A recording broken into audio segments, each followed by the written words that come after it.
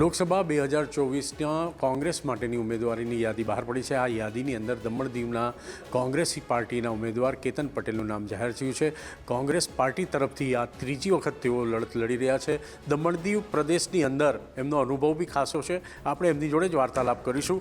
કેતનભાઈ, સતત ત્રીજી વખત તમારા નામની ઘોષણા થઈ છે, જાહેરાત થઈ છે, શું કહેશો આ બાબત? સૌપ્રથમ તો તમારા માધ્યમથી હું અમારા નેતાગણનો આભાર વ્યક્ત કરું છું કે જેઓએ મારા પર વિશ્વાસ મૂક્યો છે અને મને પાછું મેન્ડેટ આપ્યું છે, અને એમને હું જીતની બાંયધરી બી આપું છું કે આ વખતે મને લાગે છે 20થી 30,000 વોટથી જીત હાસિલ કરીશું અમે। કોંગ્રેસ પાર્ટીએ ત્રીજી વખત તમારા ઉપર નામની જે જાહેરાત તો કરી છે, પણ અહીંયા કદાચ ભારતીય જનતા પાર્ટીના ઉમેદવાર તરીકેના લાલુ પટેલ ત્રીજી વખત છે, ચોથી વખત એમને પાછી દાવેદારી આપી છે, અને કદાચ અપક્ષ ઉમેદવાર તરીકે પણ કોઈ આવે તો ત્રિપાખીયો જંગ રહેશે। તો એ ત્રિપાખીયા જંગની અંદર તમે કયા મુદ્દા સાથે આ ચૂંટણીનો ઢંઢેરોપમાં ભાગ લેશો? મને લાગશે નહીં કે ત્રિપાખીયો જંગ થશે। ભાઈ શ્રી ઉમેશભાઈ જેઓ ગયા સમય લડ્યા હતા, એમને પણ સમજાવવાની કોશિશ કરીશું, અને મને લાગે છે કે એઓ પણ ડેવલપમેન્ટ અને અહીંયા જે યુવાઓ માટે, જે યુવા બેરોજગાર છે એના માટે લડત આપી રહ્યા છે, તો એઓ બી અમારા સાથે આવશે, કોંગ્રેસ પાર્ટીના પડખે રહેશે એવું મને લાગી રહ્યું છે। કારણ કે એમણે પણ મને વાત મારી થઈ હતી। અને બેરોજગારી, આજે તમે જોયું હશે કે ભારતીય જનતા પાર્ટીની સરકારે અમારા યુવાઓને બેરોજગાર કરી નાખ્યા છે। આજે કોઈ યુવાઓને નોકરી મળતી નથી, સરકારી નોકરી મળતી નથી। દીવના યુવાઓ તો માત્ર ફિશિંગ પર ત્યાં નિર્ભર હતા, અને ફિશિંગ સિવાય બીજો કોઈ વ્યવસાય ન હતો। આજે એવો સરકારી નોકરી 80% દીવના લોકો સરકારી નોકરી કરતા હતા। આજે સરકારી નોકરી મળતી નથી, કારણ કે સી અને ડી ગ્રુપ તેમજ ડોમિસાઇલ ભારતીય જનતા પાર્ટીના સાંસદ તેમજ ભારતીય જનતા પાર્ટીની સરકારે નેસ્તનાબૂદ કરી નાખ્યું છે, અને હવે ફ્રી એટલે કે ઓપન ઇન્ટરવ્યૂ કરી નાખ્યું છે। અને ઓપન ઇન્ટરવ્યૂમાં પંજાબ, ચંદીગઢ, જમ્મુ કાશ્મીર, દિલ્હી, આ બાજુ કેરલા, કર્ણાટકાથી યુવાઓ આવીને અહીંયા નોકરી લાગી રહ્યા છે। પોલીસ ડિપાર્ટમેન્ટમાં પંજાબથી યુવાન આવીને અહીંયા દમણ દીવમાં ભરતી થઈ રહ્યો છે। અમારી દીકરીઓ, અમારા દીકરાઓ, અમારા બાળકો ક્યાં જવાના? એ જ રીતે એલડીસી યુડીસીમાં પણ અહીંયા લોકલને જ લાગે એ માટે ડોમિસાઇલ આપ્યું હતું, એ પૂરું એ લોકોએ ખતમ કરી નાખ્યું અને હવે ઓપન કરી નાખ્યું। આજે પટાવાળા પણ અમારા યુવા લાગી નથી રહ્યા। પીએચડી થયેલા લોકો આવીને અહીંયા ઇન્ટરવ્યૂ આપી રહ્યા છે। આ શું? તો આ બધા ઘણા બધા મુદ્દાઓ છે, એ મુદ્દાને લઈને અમે જશું।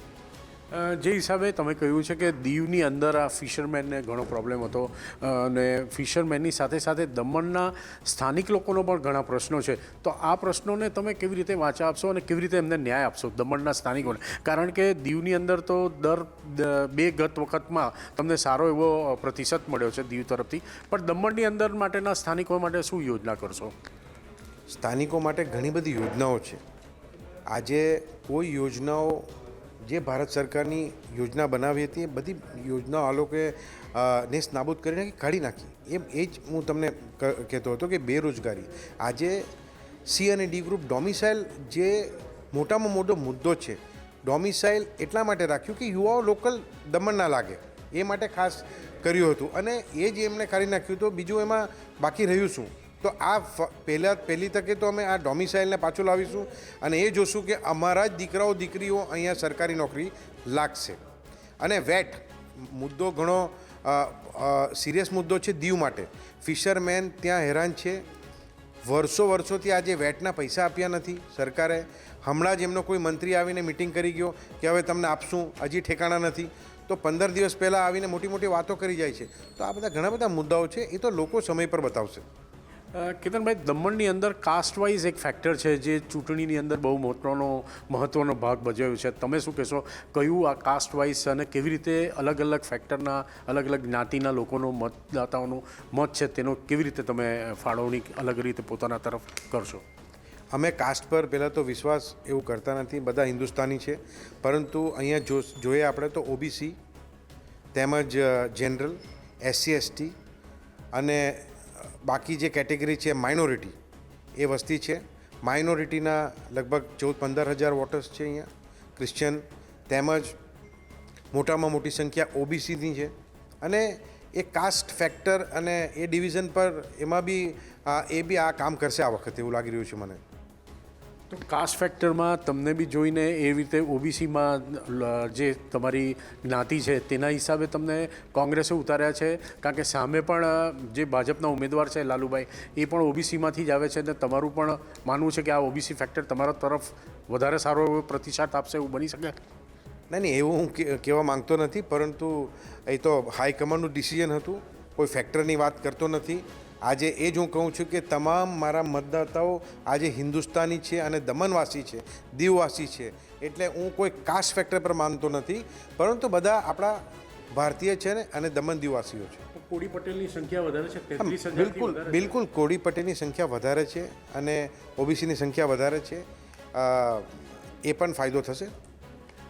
છેલ્લા કેટલા દિવસથી ચર્ચામાં હતા તમે કે ભાઈ પહેલાં હું ચૂંટણી નથી લડવાનો, હવે ચૂંટણી લડવાનો છું. પહેલાં પ્રિયંકા ગાંધીનું પણ નામ આવ્યું, હવે પ્રિયંકા ગાંધીની જગ્યાએ તમને સિલેક્ટ કરવામાં આવ્યા. શું કહેશો એ પછી આ પાછળનું કારણ શું લાગી રહ્યું છે?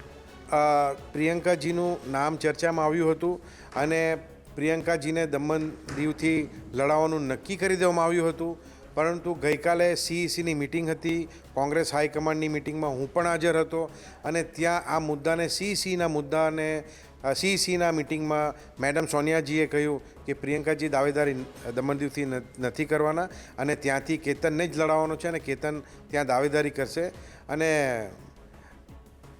એમનો આદેશ હતો, એ આદેશનું પાલન કરવાનું છે. અને આજે યુવાઓની બી માંગ છે તો આપણે ઝંપલાવી નાખ્યું.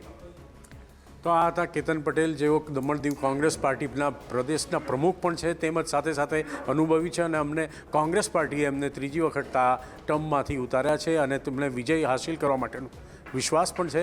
તો આવનાર સમયમાં આપણે જોશું કે ચૂંટણીનો રણસિંગડું જે ફૂંકાયું તો છે, પણ કોના પક્ષમાં કેટલું મતદાતાઓ મત કરે છે અને કોને વિજય બનાવે છે. દમણથી કૌશિક જોશી, ગુજરાત તક.